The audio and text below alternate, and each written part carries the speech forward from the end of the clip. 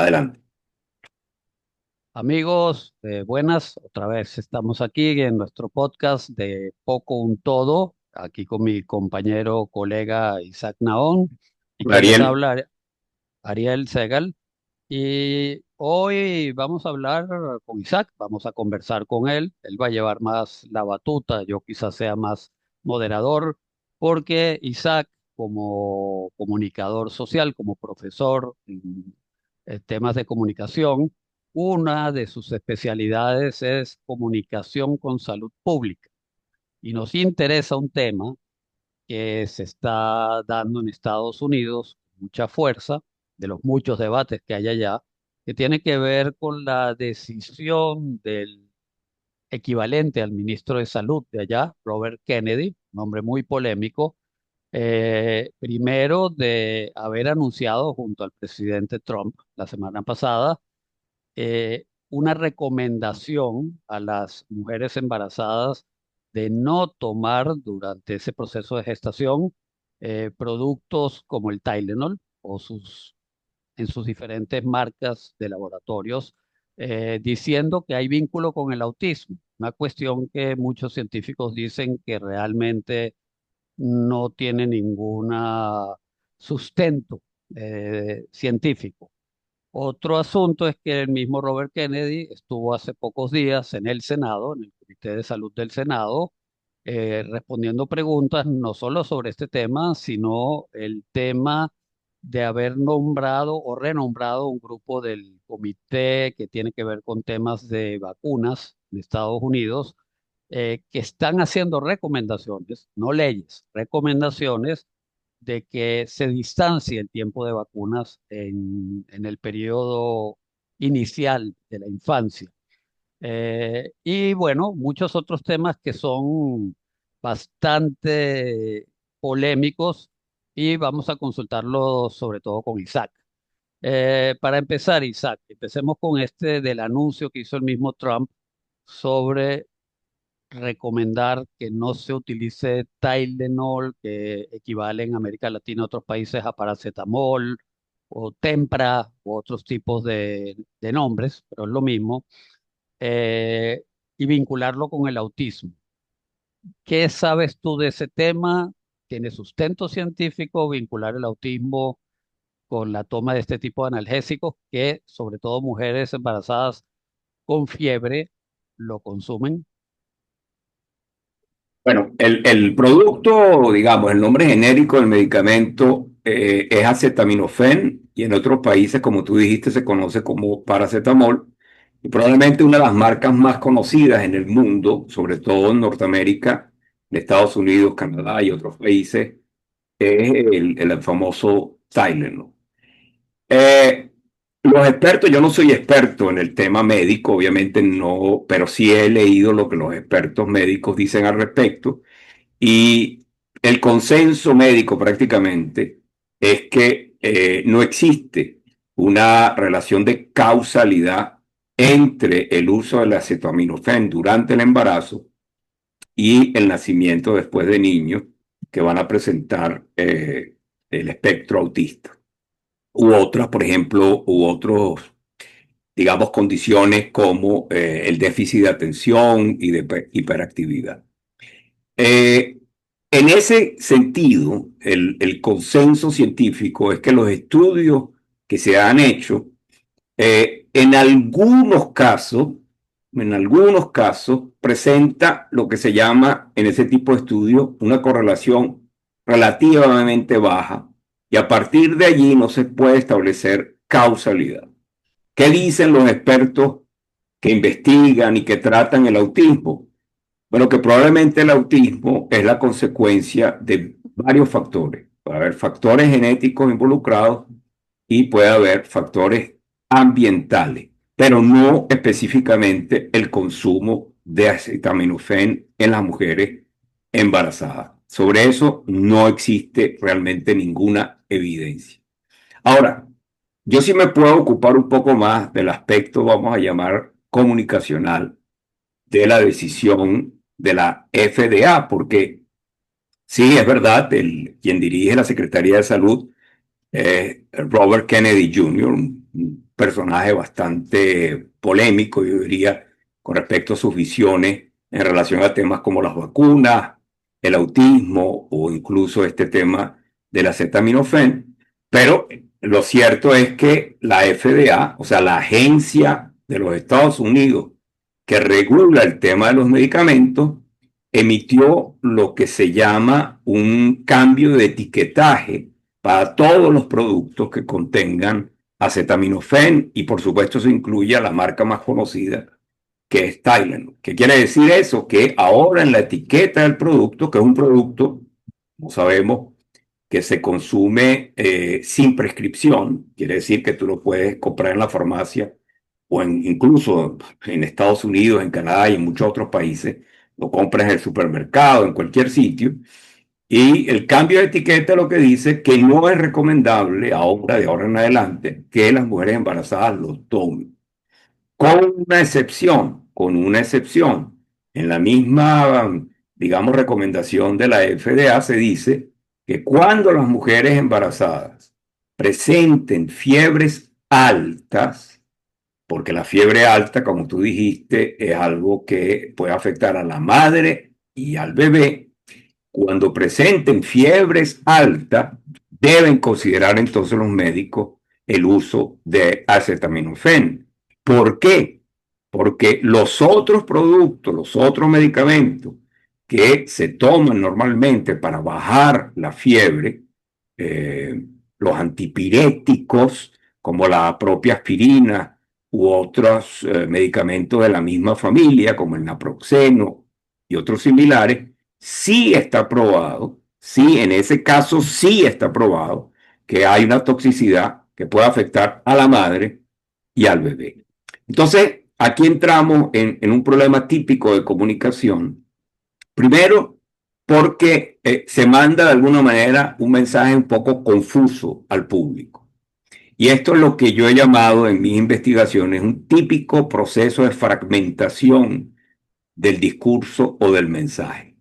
O sea, ¿qué es lo que está escuchando el público? Sobre todo, vamos a decir, el público que tiende a creer lo que Trump o el propio Robert Kennedy digan. ¿Qué es lo que está escuchando? En primer lugar, que hay una relación que no existe, pero ellos eso es lo que escuchan, de causalidad entre el consumo de acetaminofén y el autismo. Eso es lo que ellos registran.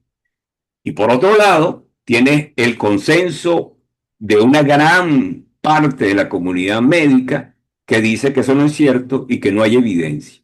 Y entonces se enfrentan entre dos puntos de vista contradictorios. Y es allí donde empieza la confusión. ¿Qué hacer? ¿A quién le creo? Y hay algo que lamentablemente el gobierno de Trump ha hecho, hizo en su momento, en su primer gobierno, en plena pandemia, y lo sigue haciendo ahora, es buscar de alguna manera descalificar el conocimiento científico. Y eso sí es un problema serio y vemos que hay un patrón. Esta vez se trata del acetaminofén y el autismo, pero también un poco van en la misma vía cuando se trata del esquema de vacunación para evitar enfermedades en los niños. O sea, vemos que hay un patrón de descalificación de la ciencia. Y eso es lo que... Sí, una pregunta como comunicador, sobre todo. Eh, ¿Qué objetivo tendría Trump para entrar en un tema de este tipo, tan polémico, tan confuso? ¿Es un tema ideológico? ¿Es un tema para demostrar, de acuerdo a su personalidad, de que él está en todos los rangos de, ¿no?, políticos y sociales y de la sociedad norteamericana? Es una necesidad de decir, yo hablo igual de economía, yo hablo igual de medicina, yo hablo igual de política exterior, yo hablo igual de qué eh, comunicadores me gustan o no me gustan, de las cadenas, de los ratings, de todo. Es por su personalidad arrolladora que quiere estar hablando de todos los temas, incluyendo uno del cual él no tiene mayor dominio como este, ¿O es un tema que le hace mucho caso a Robert Kennedy y Robert Kennedy de repente sí sabe más del tema o cree saber más del tema? Es una pregunta muy subjetiva, pero igual te Mm. la planteo como Bueno, comunicador. o sea, yo creo que vamos a diferenciar la posición de Kennedy con de la posición de Trump. O sea, Kennedy es nombrado allí eh, con una promesa, digamos, que se parece a a la promesa MAGA, que es MAHA, que Make America Health Great Again o algo así.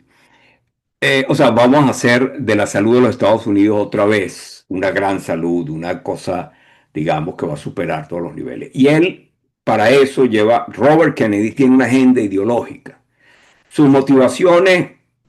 Mira, se ha dicho de todo, obviamente, se ha dicho que tiene que ver con su personalidad, que tiene que ver con su propia historia personal, que tiene que ver con traumas o incluso con intereses como abogado, ¿no? Porque él es un abogado litigante y tiene interés o tuvo interés en algún momento de llevar casos contra farmacéuticas, empresas de alimentos, etcétera, etcétera. Pero esas son las motivaciones de Kennedy. Digamos, Kennedy siempre ha tenido posiciones antivacuna, eso es claro. En su programa, digamos, digamos, rescatar la salud de los Estados Unidos también, y ahí no le falta razón, también está el problema de la alimentación en los Estados Unidos, del exceso consumo de azúcar y de carbohidratos y otras cosas. Pero esa es una agenda de Kennedy que puede ser vista como una agenda ideológica. Pero en el caso de Trump es un poco distinto porque yo creo que Trump tiene como un poco el olfato político y no ideológico. Yo creo que Trump ve en el tema del autismo, especialmente, y en temas asociados con la salud de los niños, un tema que le puede dar rédito, especialmente con su base dura. O sea, yo creo que Trump, bueno, lleva relativamente poco tiempo en esta nueva presidencia, en la segunda presidencia, pero obviamente Trump no termina, digamos, de dar los resultados que él había prometido en la economía, por ejemplo, o que él había prometido en la geopolítica del mundo. Ahí sigue la guerra entre Rusia y Ucrania, el conflicto entre Israel y Hamas no se termina de resolver. Y obviamente desde el punto de vista económico, pues todavía hay muchas interrogantes sobre si su política de aranceles realmente va a servir para crear una industria más sólida en Estados Unidos, etcétera, etcétera. Entonces yo creo que él ha visto en el tema del autismo y en el tema que tiene que ver específicamente con la protección de la salud, supuestamente de los niños, una gran oportunidad, porque es un tema siempre, el de la salud de los niños, es un tema extremadamente emocional. O sea, eso se conoce en los estudios de comunicación para la salud como un tema cálido y un tema frío. Hay temas asociados con la salud donde la gente, digamos, siente mucho más empatía por la persona que sufre una condición. Y sobre todo, por supuesto, cuando pensamos en condiciones que afectan a los niños, todos tendemos a pensar que deben ser protegidos, que deben ser tratados, que tienen que ser particularmente, digamos, cuidados. Pero pasa con otros temas que tenemos posiciones mucho menos empáticas, digamos, y eso ha sido muy estudiado. Por ejemplo, el cáncer de pulmón produce una reacción muchísimo menos empática en la gente porque el pensamiento común es, bueno, de alguna manera el que sufre cáncer de pulmón se lo buscó porque fue fumador y es responsable de lo que le pasa y a la larga no merece la misma empatía, en teoría, que un niño, ¿verdad? Que, bueno, sufre de autismo o que sufre las consecuencias de una enfermedad. Ahora, eso lo entiende, yo creo que de una manera un poco intuitiva Trump. Y él asume esa bandera para decirle a su base, yo voy a defender a los niños, yo voy a defender a las familias, digamos, que sufren las consecuencias de tener un hijo en el espectro autista. Y, vende una promesa un poco falaciosa de que él va a ayudar a prevenir que nazcan niños con autismo. Porque es cierto, no lo podemos negar, que sí ha habido un incremento en el diagnóstico de niños en el espectro autista. ¿Cómo se explica eso? Bueno, una de las razones que los expertos arguyen es que hoy por hoy hay herramientas de diagnóstico que no Obvio, existían obvio. hace varios años. Entonces, tenemos herramientas mucho más precisas para diagnosticar. Podemos nombrar incluso la enfermedad o la, no es una enfermedad, es una condición, ¿verdad? Toda esta idea de que hay niños neuroatípicos. Bueno, eso se comprende hoy en día mucho mejor, se diagnostica mucho mejor y también es cierto que hay más apoyo, aunque probablemente no todo es necesario, para las familias que tienen que enfrentar a esa situación. Ahora, Ahora, una pregunta sobre la sí, base dura a la cual tú te refieres. El, Esa base dura, buena parte de ella son gente muy conservadora, son gente muy cristiana, sean evangelistas o de otras ujú, ramas del cristianismo, del ujú, protestantismo, etcétera. Y aquí te pregunto, sé que hay un vínculo con gente muy religiosa que desconfía mucho del tema de las vacunas, sí es. moviéndonos ahora al tema de las vacunas, no del autismo y Sí, pero del en Trump. general desconfían, digamos, del establecimiento científico. Eso es algo que ya viene ocurriendo y que en Estados Unidos se expresa desde principios, de finales del siglo XIX y principios del siglo XX. Ya había movimientos antivacunas. Cuando se empezaron a introducir las primeras vacunas, ya había movimientos antivacunas organizados en Estados Unidos. O sea que el fenómeno del anti-vax, como se conoce en inglés, no es nuevo en Estados Unidos y sí tiene dos componentes. Tiene un componente religioso y tiene un componente que podríamos llamar el típico individualismo de los Estados Unidos. Porque lo que razonan esas personas, bueno, primero desde el punto de vista religioso, bueno, finalmente es Dios que sana, no le corresponde al humano y hay maneras a través de la oración y otras formas que ellos consideran que van a ayudar a sanar a la persona o a protegerla de la enfermedad. Pero hay un segundo aspecto, que es ese individualismo, el respeto a la decisión individual. Digamos que si yo decido no tomar un medicamento, si yo decido no vacunarme o no vacunar a mis hijos, es mi decisión personal y el gobierno no tiene nada que decir al respecto. Lo que pasa es que con los temas de salud la decisión personal puede tener un impacto colectivo. Y es justamente lo que pasa con la vacunación.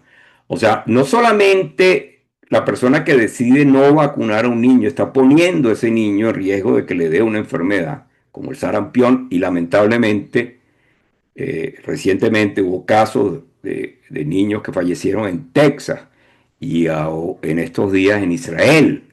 En Israel, 3 niños fallecieron en un hospital en Israel por no haberse vacunado contra el sarampión. Entonces, no es un problema simplemente del individuo que sufre, es un problema de la colectividad, porque cuando ese niño no está inmunizado, ¿verdad? Hace que el virus circule de manera mucho más fácilmente porque encuentra un receptor del virus, ¿verdad? Que no tiene defensas y el virus se puede multiplicar y se puede transmitir con mayor facilidad. Porque una de las cosas que hace la vacunación es el efecto de protección de grupo y no solamente del individuo. Entonces, esa mentalidad de respetar el derecho individual no es aplicable a los temas de salud pública. Y esto también, y quiero volver al tema de la acetaminofén, porque es muy importante. ¿Qué sabemos de este tipo de decisiones un poco irresponsables? Lo que sabemos es que genera confusión en la gente. Entonces, por ejemplo, un, ¿qué podemos esperar de cuando Trump lo vi en la rueda de prensa que repitió muchas veces, insistió mucho y además mencionó a la marca Tylenol. Dijo, no tomen Tylenol, no, no tomen Tylenol, no tomen Tylenol. Entonces, ¿qué hace eso? Genera confusión. Entonces, imagínate que una mujer embarazada tenga un episodio de fiebre y escuchó a Trump o leyó en algún sitio que Trump dijo que no consumieran Tylenol. Entonces, su conclusión es, ok, entonces voy a consumir otra cosa para la fiebre. Y probablemente eso que esa persona vaya a consumir sí le va a producir un efecto de toxicidad y sí puede poner en riesgo a su bebé. Entonces, ahí está la irresponsabilidad, porque lo que hacen es contribuir a la confusión y potencialmente a conductas que pongan en riesgo a la persona. Y eso ya se ha visto históricamente cuando hay confusión alrededor de un tema de este tipo, siempre termina produciendo comportamientos en el público que son comportamientos de riesgo. Está documentado en el área de diabetes, está documentado en el tema del reemplazo hormonal para las mujeres menopáusicas. Siempre hay una, vamos a llamarlo una mala interpretación, porque la gente no se va a poner a investigar, ¿verdad? Y a ver todos los detalles, qué dice un experto, qué dice otro. Se quedan con un mensaje y a partir de allí decide, porque el problema de la comunicación en el área de salud no es simplemente que te inculquen una idea. Si eso se queda en el mundo de las ideas, bueno, la gente puede tener ideas equivocadas. El problema es cuando se convierte en comportamiento. Cuando un padre decide que su hijo no va a ser vacunado y pone a su hijo en riesgo y pone a otros niños en riesgo. Una persona que decide tomar un medicamento que no debe tomar porque supuestamente decidió que el acetaminofén no es bueno y entonces asume el riesgo con el otro. Ese es el problema de la comunicación en salud. La comunicación en salud tiene consecuencias específicas sobre las personas y por eso es tan delicado con, digamos, el comunicar mensajes claros, que no sean ambiguos y que tengan sustentación científica. Entonces, esa parte le correspondía en todo caso a Robert Kennedy, siendo Claro, lo que pasa es que Robert el- Kennedy ya lo hemos visto. Robert Kennedy, el- cuando habla, por ejemplo, de la vacunación, asume un discurso extremadamente ambiguo. Porque en vez de decir claramente que las vacunas salvan vidas, él siempre introduce la sospecha de que las vacunas tienen efectos secundarios, que pueden tener efectos sobre la persona o que pueden tener efectos, por ejemplo, en los niños, que pueden causar autismo, cosas que no tienen ninguna evidencia científica. Entonces, hay en ese caso una ambigüedad en el discurso que a la larga puede resultar extremadamente negativa. Y después está el otro problema, que es lo que yo decía, que es desvirtuar a la ciencia.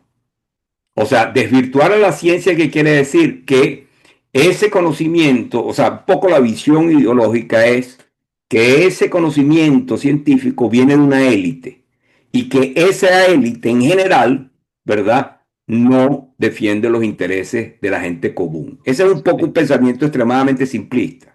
claro, pero por el otro lado, en Estados Unidos puede tener cierto arraigo porque hay mucha desconfianza a farmacéuticas por Claro, el tema de que se considera que las farmacéuticas abusan mucho en el tema de los precios y así que es. son un lobby poderoso, eso es un Así hecho es. también. Yo creo que hay que también un poco hacer la diferencia, ¿no? Es cierto que las farmacéuticas muchas veces empujan, digamos, en su marketing el uso de ciertos medicamentos eh, que necesariamente no va a hacer una gran diferencia en la salud de la gente, ¿no? O sea, eso también es cierto. Pero también es cierto que el desarrollo de nuevos medicamentos ha permitido grandes avances en el tratamiento de enfermedades como el cáncer, ¿verdad? Que hace algunos años un diagnóstico de cáncer en muchos casos era fatal y hoy por hoy en muchos casos simplemente es el tratamiento de una enfermedad que se vuelve enfermedad crónica y a la cual hay que hacerle seguimiento. O el SIDA, por ejemplo. o en La su gente que, momento el VIH-Sida. Y es verdad que siempre está el problema del precio del medicamento. Y una lucha, por ejemplo, en el mundo, incluyendo Sudáfrica y muchos otros países, para que se bajara el precio de los medicamentos antirretrovirales para tratar el VIH-Sida, y se logró. Y hay que decir que el gobierno de Estados Unidos, un gobierno que no fue muy popular, pero que tuvo un gran impacto en ese sentido, que fue el de George Bush, hijo, ¿verdad? Después de haber subido, de haber estado presionado por ONG, por muchos grupos de pacientes, por médicos, decidió hacer un programa para garantizar el acceso a esos medicamentos en África y cambió el curso de la epidemia del VIH-Sida en África. Y ese programa ahora, con Trump, prácticamente se está cerró. desmantelando. Sí, Entonces, es verdad, la industria farmacéutica ha tenido prácticas y tiene prácticas que son cuestionables y que tienen que ser controladas. Y hay que buscar fórmulas para que la gente tenga acceso a los medicamentos, que se reduzcan los precios, que se busquen sistemas, digamos, de seguridad social que permita financiar esos costos, etcétera, etcétera. Pero la realidad es que sí ha habido un cambio radical. O sea, pensemos en el VIH, pensemos ahora en la diabetes. La diabetes es una enfermedad que ha cambiado, la diabetes tipo 2 sobre todo, que es la que se presenta normalmente en el adulto, ha cambiado radicalmente y dicen algunos, y hay algunos que proyectan que la diabetes puede ser una enfermedad curable en algunos años. la Entonces, hepatitis, ciertos tipos de hepatitis por las ciertos tipos de inyecciones. hepatitis así. Ahora, eh, yo no quiero, digamos, minimizar la responsabilidad de la industria. Pero acá también hay un rol, digamos, compartido entre gobiernos e industria. Y voy a poner un ejemplo que es un poco ya viejo, pero que es muy importante, que es el de la talidomida. Eso es un medicamento que se le daba a las mujeres embarazadas en los años 50, 60 y que tuvo como consecuencia que muchos bebés de madres que tomaron talidomida nacieran con defectos congénitos, sin brazos o con brazos más cortos, sin piernas, con piernas más cortas, ¿no? Los niños de la talidomida. Pero hubo un país, y lo podemos decir Ariel con orgullo, donde eso no ocurrió, que fue Venezuela. Ujú. En Venezuela nunca se aprobó la talidomida, Ok. porque el sistema de vigilancia farmacológica funcionó. Quiere decir que unos expertos, unos científicos en el Instituto Nacional de Higiene en Venezuela, los doctores Holz, por cierto, dos judíos venidos de Alemania que encontraron refugio en Venezuela, los doctores Holz, él y su esposa, identificaron que había una toxicidad de la talidomida en ciertos estudios y que esa toxicidad que se presentaba en roedores podía tener consecuencias en los humanos. Y ellos recomendaron que en Venezuela no entrara la talidomida. Y por eso en Venezuela no hubo casos de niños con nacimiento deforme por la talidomida. Entonces, hay una responsabilidad de los gobiernos, hay una responsabilidad de control a la cual el gobierno no puede renunciar, pero lo tiene que hacer en función del conocimiento científico. No lo puede hacer ni por agendas ideológicas ni por agendas políticas. Y yo creo que lamentablemente la FDA, ¿verdad? La Federal Food and Drug Administration, perdón, Food, o sea, alimentos y medicamentos.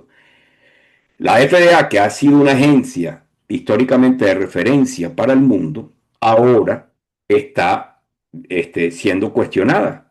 Y eso es un problema, o sea, fíjate una cosa que también es importante aquí. Este tipo de decisiones de un organismo como la FDA siempre va a tener consecuencias más allá de la frontera de Estados Unidos. ¿Por qué? Primero porque vivimos en un sistema de comunicación global. La información circula en todo el mundo. Quiere decir que esta confusión que crea Trump no solamente va a quedar contenida en la frontera de Estados Unidos, tanto confusión con respecto al acetaminofén como con respecto al esquema de vacunación. Esa información circula en todo el mundo. Ya en Canadá, con respecto al tema del sarampión, ya esas dudas que siembra Kennedy y otros empiezan a tener efecto porque empezamos a ver casos de niños que no fueron vacunados. Entonces, está primero ese tema, pero trasciende a otras partes del mundo porque no hay manera de contener esa información. Y eso es algo que también hemos comprendido. Hoy por hoy no hay manera de pensar los temas de salud solamente de forma local. Yo creo que esa es una de las lecciones más grandes que nos dejó la pandemia de COVID-19 desde el punto de vista de la comunicación. No hay manera de contener la información, tanto la buena como la mala La mala, información. claro. Y eso es algo que yo creo que estos políticos a veces irresponsables o estos ideólogos a veces irresponsables no toman en cuenta. Porque hoy por hoy los problemas de salud pública no son problemas solamente locales, son problemas globales. Y entonces es más irresponsable todavía porque ponen en riesgo a su población y transmiten mensajes que pueden poner en riesgo a gente en otros países. Y ahora, para ir cerrando, Isaac, una de las decisiones o una de las recomendaciones que hay por ahora de ciertas vacunas que mejor se distancian en el tiempo para los niños, pero también para los adultos, si entiendo bien con Robert Kennedy, es la recomendación de que distanciar, porque no es necesario ponerse más inyecciones de COVID. ¿Qué sabes al respecto Bueno, y cuál ha otra vez sido la volvemos al recomendación? tema de la decisión individual, o sea, el argumento que este comité asesor en inmunización del secretario de Salud, el argumento en Estados Unidos que ellos avanzan es efectivamente que es una decisión individual, que ya no es para ciertos grupos, digamos, obligatorio, dice, gente con enfermedades o problemas de inmunosupresión o con cierta fragilidad que no es obligatorio ya, digamos, que antes que se hacía obligatorio que tuvieran una especie de lo que se llama un rappel, un refuerzo de COVID, ya es una decisión de la persona. Si la persona lo quiere, pues se la pone o lo consulta con su médico o lo que sea. Claro, el argumento que siempre van a avanzar ellos es ese. El COVID sigue circulando, obviamente no con las mismas consecuencias que tuvo al principio de la pandemia, porque primero las vacunas contribuyeron a crear, digamos, una inmunidad colectiva, etcétera, etcétera, y obviamente el hecho que nos hemos, digamos, estuvimos todos de alguna forma u otra expuestos al virus también contribuyó a generar una inmunidad colectiva. Ahora, obviamente que los virus mutan, yo no soy experto en el tema, pero eso es algo que hay que vigilar, o sea, porque si es cierto que ya no, el nivel de mortalidad no es tan alto y la severidad de la enfermedad no es tanta, no quiere decir que hayamos salido del túnel totalmente con respecto al COVID. Lo que sí ocurrió en esta etapa post-COVID, y eso yo lo estudié con un colega mío aquí en la universidad, hicimos un estudio aquí en un hospital, entre enfermeras, lo que vimos es una fatiga de vacuna, una fatiga de vacunación post-COVID. Quiere decir que en nuestro estudio lo que las enfermeras nos decían era que ya estaban un poco cansadas de tanto hablar de vacunación y de tanto tener que seguir protocolos de vacunación y tenerse que poner las vacunas, etcétera. Entonces, yo sí creo que eso es otra cosa que nos dejó el COVID, ¿no? Hubo en general como una fatiga sobre el tema. Ujú. Pero la realidad es que las vacunas sí funcionan, las vacunas salvan vidas y vamos a ver un mundo cada vez eh, eh, más orientado a la vacunación desde dos puntos de vista. Uno, en la prevención de enfermedades, porque bueno, todavía está pendiente, por ejemplo, una vacuna efectiva contra la malaria, que es una Sí. enfermedad que tiene consecuencias terribles en países en desarrollo. Eso está pendiente también la vacuna contra el VIH-Sida, y ahí también se están haciendo trabajos.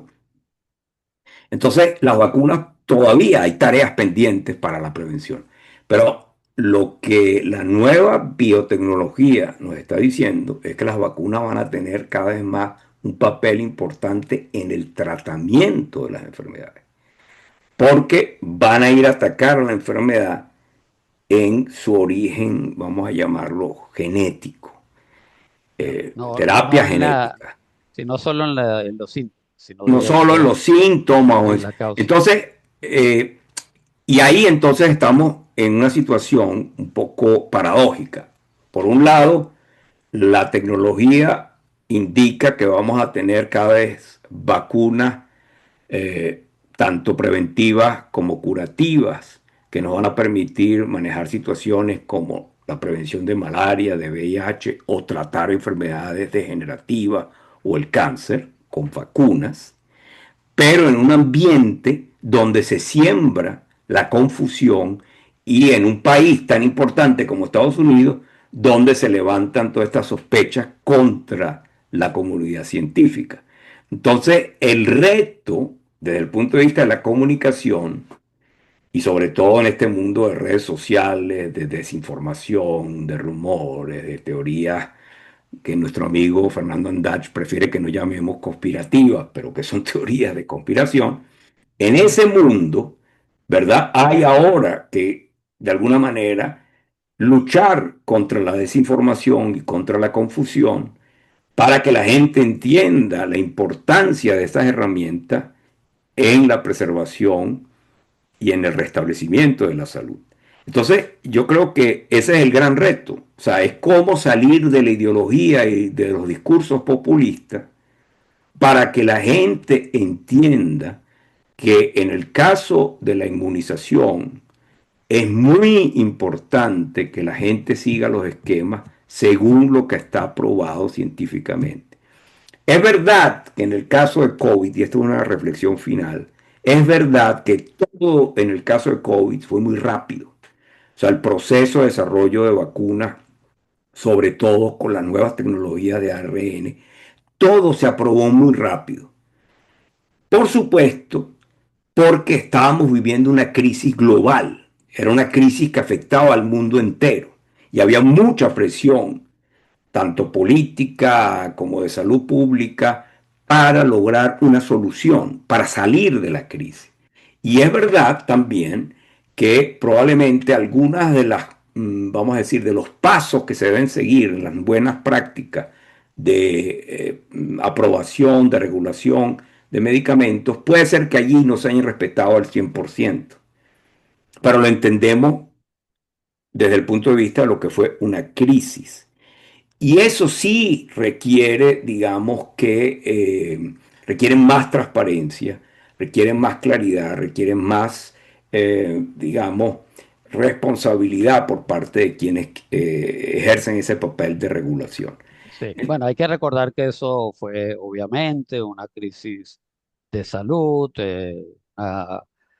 trajo consecuencias de muerte, gente Claro, que sufrió, exactamente. pero también causó crisis económica, causó que gente perdiera trabajo, Así es. causó que la cadena de suministro se ralentizara y por eso había una presión social tan fuerte, no era solamente Así es, así es. el tema de salud. Lo que pasa es que hay preguntas legítimas que la gente se hizo. O sea, con respecto a la seguridad de la vacuna, con respecto a quién debía ser vacunado o no. O sea, son todas, esas preguntas son siempre legítimas. Y la Sí, gente las tiene que preguntar. O sea, yo no estoy diciendo que la gente siga ciegamente lo que sí. diga un médico, lo que diga un Sí. laboratorio farmacéutico. No, y hubo un tema también político porque hubo la competencia, la vacuna rusa, la vacuna china, la vacuna Así americana, es, y así por es. ejemplo los países que se arriesgaron más con la vacuna rusa o la vacuna china, que fue el caso de Perú, hubo más muertes, y eso es un hecho Sí, constatado. claro, pero bueno, pero todavía allí no podemos sacar conclusiones definitivas porque, digamos, estamos todavía saliendo, estamos en esa etapa pospandémica y todavía nos falta a la comunidad científica, digamos, recolectar más datos y más evidencia. Pero quiero terminar con esta idea. Lamentablemente, creo que tanto Robert Kennedy Jr. como el presidente Trump han actuado de forma un poco irresponsable cuando se trata de este tema de la acetaminofén y el autismo. Y creo que la gente tiene que, en ese caso, confiar en el criterio que es casi consensual de la comunidad científica. Y si tiene dudas, pues lo mejor que debe hacer es consultar con un médico y no dejarse llevar simplemente por estos discursos que, como digo, a veces tienen una carga ideológica o a veces es puro oportunismo político. Bueno, gracias, Isaac.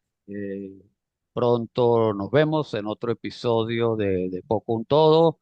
Ha sido una conversación muy interesante, muy didáctica y muy importante para tomar en cuenta a la hora de tomar decisiones, no solo del tema de lo que habló Trump y Kennedy, sino todo lo que tiene que ver con salud. Siempre la ciencia como el referente más importante. Estamos en el siglo XXI, no hay razón para, podemos tener ciertas razones a veces para ser escépticos, pero no hay razón para no tomarla en cuenta como el referente principal. Gracias, nos vemos Gracias, pronto. Ariel. Hasta la próxima.